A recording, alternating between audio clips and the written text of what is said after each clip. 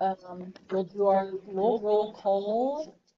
So we can start at your end, Dennis, and everybody kind of just roll call here. Dennis Nick here. Becky Klein here. Sherry Peters here. Diane Larson here. And Tanya Long is here. We will our pledge.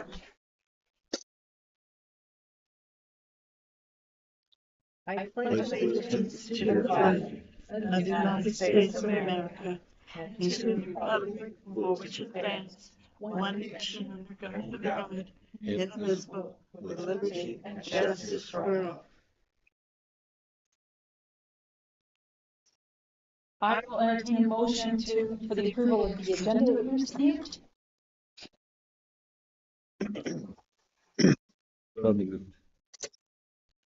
I second. All those in favor of approval of the agenda say aye. Aye. All those opposed say no. Great. Next, we've got the consent agenda. Everyone received a revised payables. You're able to hopefully look at that as something with a couple of very simple things that we're able to get out to be paid sooner rather than later.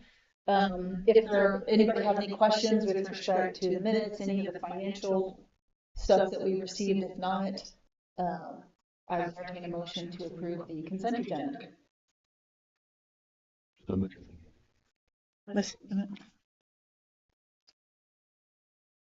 All those in favor of approving the consent agenda, say aye. Aye. All those opposed say no. We don't have any public comment tonight. Under unfinished business, we've got the we received our third and final report on information on, my mouth is working, but it's not saying what I want to say, on the budget for 2025. Were there any further questions, comments? We got the updated information on the health insurance, which, obviously made a few little changes there, but other than that, everything has remained the same. I only have one comment. So we've got these big plans for a lot of the libraries. So I would just maybe next year focus on putting aside more money in the savings and then go from there and start delegating just so we can start building that reserve more. That would be my only, that was my only idea. But other than that, not other than that, that would be for next year.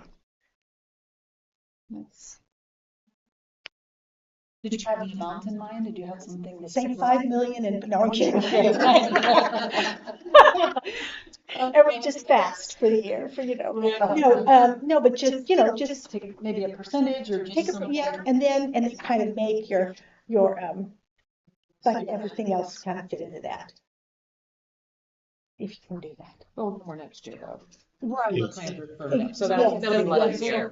That's true. Yeah. So we're not what we're spending. Correct. Yep. Are you Nick? Yes. Hi, Nick. Hi. This is Nick from Law Group. Just like Sorry. No problem. Well, if there aren't any questions, comments, disagreeables, or anything that you don't like about it, I would entertain a motion to approve the 2025 budget that we received.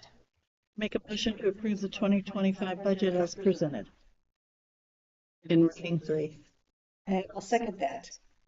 All right, we'll take a roll call vote for the approval of the 2025 budget, third reading that we received. Dennis? Yes. Becky? Yes. Sherry? Yes. Diana? Yes. Tanya? Yes.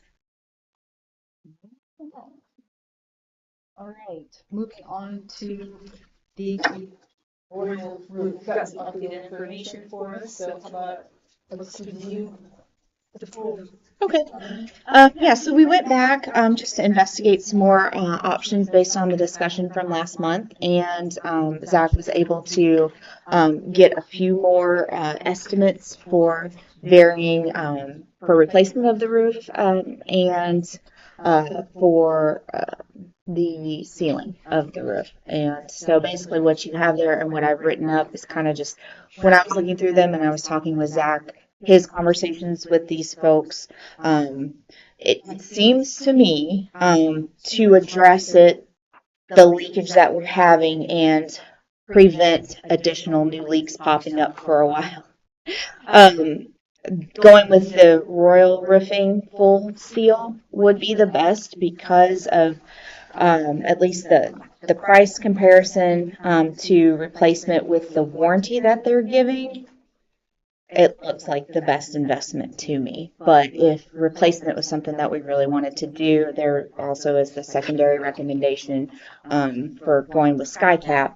Although I don't know if that insulation question would even come into play and make it a higher amount or not. So Well, I actually wanted to ask about that. Uh, Apparently, the insulation is in really bad shape. And while we had it, we just need to include that as part of it. I mean, as far as Royal's concerned and all that, that's fine. But while they got it, if it were going to be in there for a while, is it worth the money to go ahead and do it? Otherwise, it's just going to be sucking energy, with bad insulation. So. I don't know. What was I mean, you talked to the folks, did you guys talk about anything with respect to insulation and that I type could of say I could ask on both fronts on SkyCap and with that Booker's quote, and pretty much they have opposites. One to say it looks like they need to replace the insulation to do this, and the other said no, we don't. Now I will say that is comparing a company that strictly does roofing and a company that does not strictly do roofing. That might be something to take away. the company that strictly does roofing is suggesting That don't need to redo our insulation, or at least not the whole amount. They said there might be spot checking, but that is just purely looking at do we have to replace insulation? and that was the roofing company, that's all they do, saying Yes. maybe potentially spot checking or spot replacing. Yeah, mainly the spots that had water damage, specifically.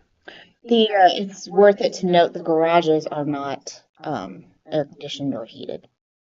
That was a question I had, Yeah. so. It's just the office, the work areas that are, and then all the rest of that square footage is not.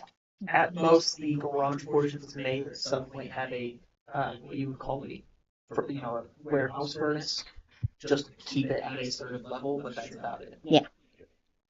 So I don't have an issue, I mean, I like your idea, I just wonder if maybe we give them just the authority to say, hey, whatever needs to be replaced on Well, the insulation. I think that it's probably wise because, I don't understand such things, but, when it was looked at, it was, that even the size of the insulation that was used 30 years ago or whatever the size it would be is today are not the same. So I'm not really arguing one way or the other. I'm just saying if we've got it and we're going to be there a while, let's make it livable. When was it looked at? What are you referring to? Today By John. by I asked John to go look at it. John who? Foster. Because I wasn't aware of that. And he just went out and looked at it. And I don't understand those things, and he's the only person I know that was his trade, was building metal buildings. And he looked at it and he said, well, the insulation's out of date, and there's some places where you can tell that you could stick your finger right through it. So, if you're spending that much money, you might want to do it. But I'm not arguing one way or the other. I'm just saying, if it's something that needs to be looked at while you've got somebody doing it, it's a good time to do it. I like Tony's suggestion of you guys figuring it out and Just having the and authorization. having the authorization if you To feel do like. what needs to be Yeah. done. That whatever the roof, I mean, whichever roofing company go with, which I'm assuming, did anybody have any objection to the recommendation of going Royal? They're strictly, we only do roofs people, right? Yes, they're one of the SkyCap and Royal. Yeah. Strictly roofs. So my thought would be approve that bid and then give, just feeling it.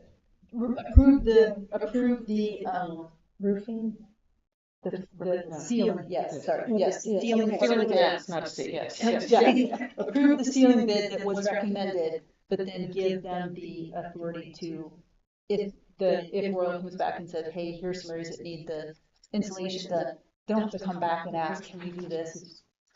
Yeah, I will frankly say, if we're just gonna go along with the ceiling, that actually won't affect the insulation at all. Now, given I will still, either if it's them or a separate company, I will probably seek out to at least repair the damaged insulation at a bare minimum.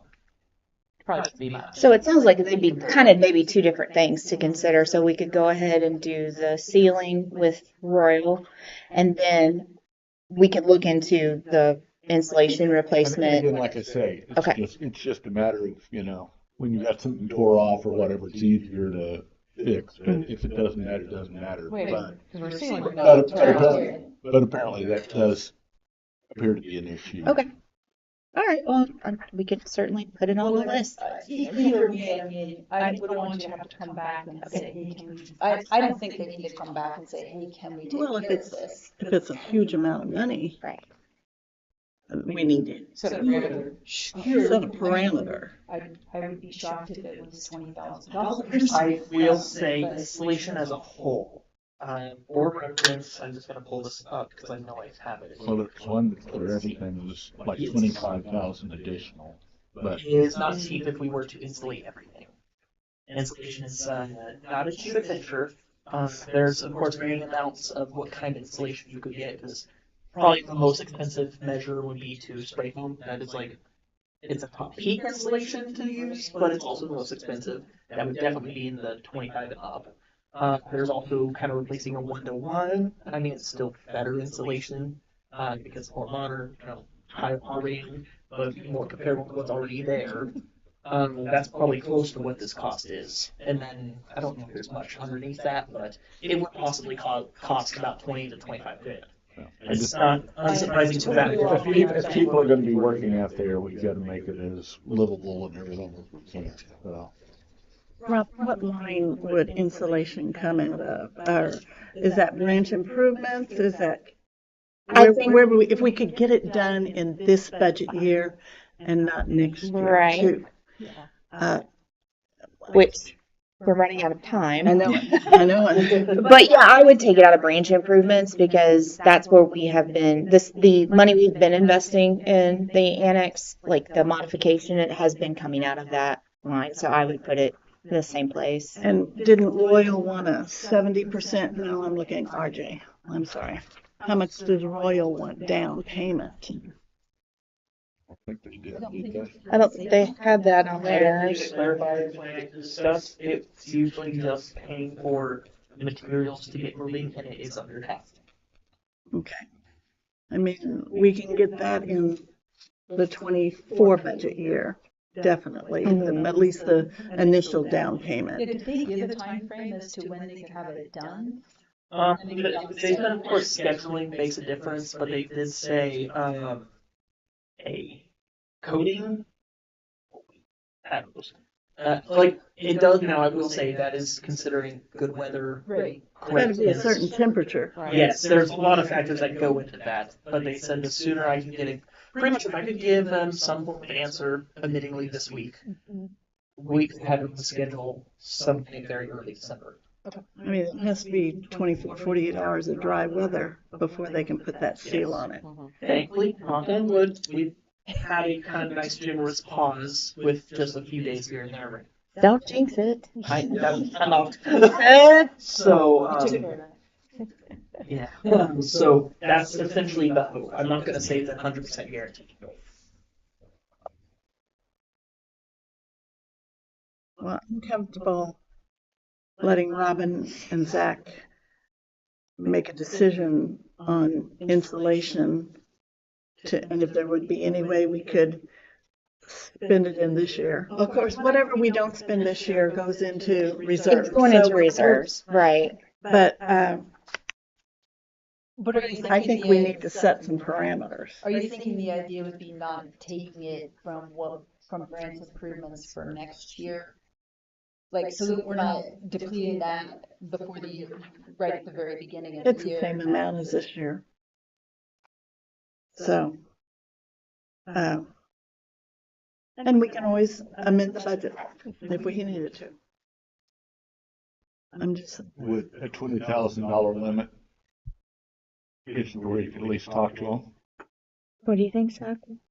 I want to say I want to lean towards yes. I could confidently say even if I found out I couldn't have the whole thing done in that price range, I could guarantee the office space, the roofing above the office space, and possibly one or the other garage spaces. You know, like even if I couldn't do a whole thing in that price range, I could do a good chunk. I think the main concern is the office, that people. And that's mainly and the automotive, where the bookmobile is, so things aren't freezing if we get, That's admittingly where my brain was thinking. all right, because that bookmobile doesn't have a motor heater or anything in it like that. We need to keep that room above 40 degrees. I do want to say, given this was meant to be for like a next year thing, there's a space, or there is technically a non-functional warehouse heater in that Right, room right. already that was eventually planned on being, well, replaced. Yeah, Yeah, that was in a budget request from Yes. right. But I either just- you or Amy. we need to protect that bookmobile as much as possible on that side versus the storage side, even though we're going to have people working in that storage side. Frank, we can run space heater while we're there. Yeah, I mean, they already have kind of some plans, like the venting into that side, and then, yeah, space heater Because in that, on that side. the So, HVAC unit is about 3 times the size necessary for that of the space. yeah. So You've got the power. some leeway for just maybe a when you're using it fit or our, functioning side. It's not enough to really heat a whole space, but nice if it's right on a workbench. So maybe we look into the office space and the bookmobile side insulation up to 20,000. Everybody would be agreeable. I would make the motion that we accept the Royal roofing bid and authorize up to $20,000 additional for insulation. I second it.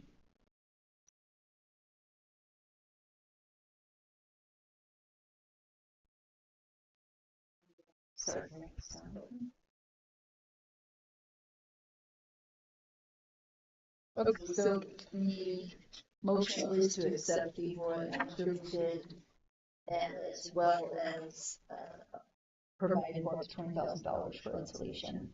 Yeah, if it goes over that, then it'll have to come back to us, but if they can get it for that, do it. So that's the motion. We'll take a roll call vote. Dennis? Yes. Becky? Yes. Sherry? Yes. Diana? Yes. Tanya, yes. We don't have any new business. We're on for the director's reports. As far as personnel, we're continuing to hire some part-time folks at places where we've lost subs. So we hired 5 of those part-time flex library assistants this month. At NRC, we hired Deja Miles, Travis First, and Karen Schofield. And at Archie, we hired Angela Palmer and Kimberly Rose. They have all started already. We have, under current openings, there are some interviews listed there. Those have all either taken place or are scheduled already. So we'll have those folks on next month's report. Our courier driver, Nathan Schrock, is retiring after working here for just over 10 years. So we're having a retirement celebration for him. His last day is on December 6th. So that will be another, we'll be hiring some drivers to replace that position in the near future. We can talk about staff day, or did you talk about staff? We had our staff development day at Chicken and Pickle on October 21st, and we were able to get 60 people, 65 or so of our employees. They're all in one place, and it was a really nice time to do a good amount of customer service training, but also for people that don't necessarily get to cross paths or see each other, to have some time to do that and interact with each other in a fun way. So I think it went well. And one of the trainers that helped us with that event also did some management training on critical thinking and emotional intelligence 2 weeks ago that we had a couple days of managers in those trainings here at the Harrisonville Community Center. So that was very nice. Okay. And then for what I have, just a heads up, we'll have a policy update to come, probably in a draft to look at in December. With the part-time flex positions, if you noticed, we allow PTO to accrue with those positions. We currently have sick leave and a policy for the usage of that, and we have vacation leave and a policy. We don't have PTO usage is different, and so we need to have a policy enacted for that too. And Pat's already started working on a draft, so we'll have that for you in December's meeting to take a look at. The copier printer update, I believe everything is up and running except what NRC will be ready to go here by the end of the week. So patrons will be able to release their own prints and pay with a card instead of only cash. So the technology mini grant tomorrow, actually, Scott, Lee, and I are going to meet to start planning the purchase of those items, of the actual units and the furniture that will need to go with it. I don't think we'll need anything at Pleasant Hill because there was, I think, included in that plan already a small little table in the children's area that was intended for something like that. But the other branches will need to kind of look at their space. Scott's going to work with the branch managers to kind of look at where they want to place it and then what kind of furniture we'll use to put that on. But we're going to start working on that tomorrow. We're really excited. I'd like to get all of those things purchased here within the next few weeks and hopefully in by the end of the year, and we can get going on that. And then Pat has been working with a representative from the Secretary of State's office to have our historical board documents digitized and put as part of the state archives. So right now, only two other libraries, Livingston County and Polk, have done it. They've done it by grant, but we actually don't have to get a grant, I guess, because the scope of our project is not so in depth that, so they just put us on the list. And I think there's a project they're doing right now, and then they'll touch base with us after that is done to start working on that. So hopefully next year we'll get those documents digitized. So what are they going to specifically digitize? Like your packet information, so like the Every agendas, week, the minutes. every month? Mhm. Okay. And how far back are they going to They're go? going to go everything that we have. Okay. And then they'll be searchable. Like you can actually get on the Right. archives website, and I was playing around on there today. So Livingston County has a ton. And Polk may be in the middle of doing theirs, but yeah. So those are my additional updates. And we can move on to trustee reports and things. Anybody have anything anybody want to comment? I see trustee report. Okay. Met on the 24th. The October 24th? yeah. The sheet I handed out basically was the financial report that they had, and Butch Freeman brought it in, and he noted that he did not have the income figures on there, that he forgot, left them off or something. And so anyway, we're supposed to get an updated copy with that, but I haven't seen it. But anyway, it gives a little bit of an idea on the expenditures. I won't take the time to go through everything they talked about, but because of the building here, a couple of things to note is they, well, first off, Pearson Hall has been remodeled. So if you haven't been up and looked at it, it is really nice upstairs.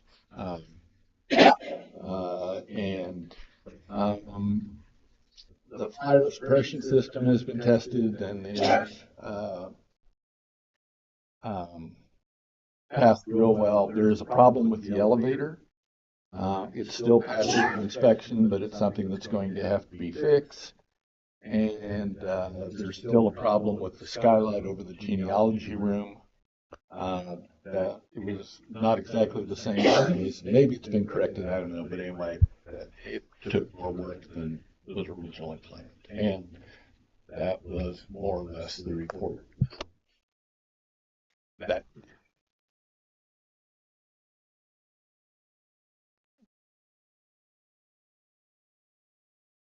And if I do get a copy of the report with the income figures, I will pass that along. You can just email it. I was hoping that I'd have it by today, but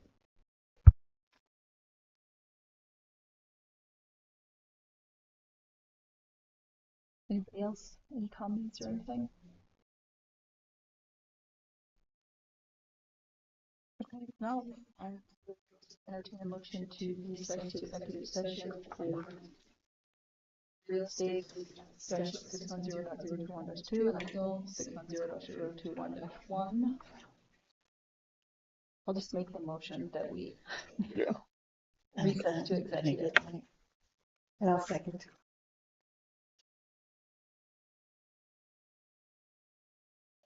We'll take a roll call vote to recess to executive. Dennis? yes. Yes. Becky? Yes. Sherry? Diana? Yes. Tanya? Yes. Thanks for coming, everybody.